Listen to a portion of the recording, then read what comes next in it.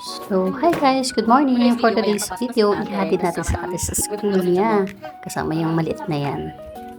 Ready na si ate for school. Ngayon is ihahatid kami ni Papa. Kasama si ate Savvy. Ayan, ready na si ate for school. Excited na ulit siyang pumasok. Nakita daw niya yung best friend niya. So, ayan guys. Medyo malapit lang naman yung school ni ate dito. Mga 15 minutes lang. Then, ayan. Diba? Ang bilis guys. Wala pang 15 minutes. 1 minute pa lang yata yun. Ayan. Kasama rin yung maliit. Ihatid namin si ate sa room niya. Ayan. By the way, yung room ni ate first floor lang naman. So, hindi ka hirap umakyat.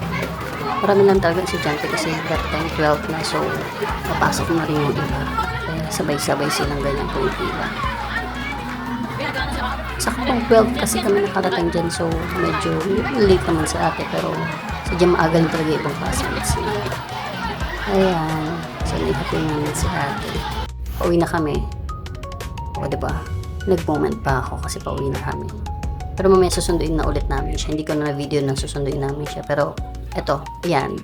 Itong time na to, nasundo na namin siya. Kaya yan, pauwi na ulit kami ng bahay. At as you can see, nagkukulitan lang sila. Ganyan naman sila kahit saan. Padpad sa bahay, sa sakyan, kahit saang lugar. Diyos ko, puro kulitan lang. Pero syempre, ganyan naman talaga mga bata. Kasi yan, malapit na ulit kami sa bahay. Pauwi na. O diba, ang bilis. Pababa na ako. Sa bahay na kami agad.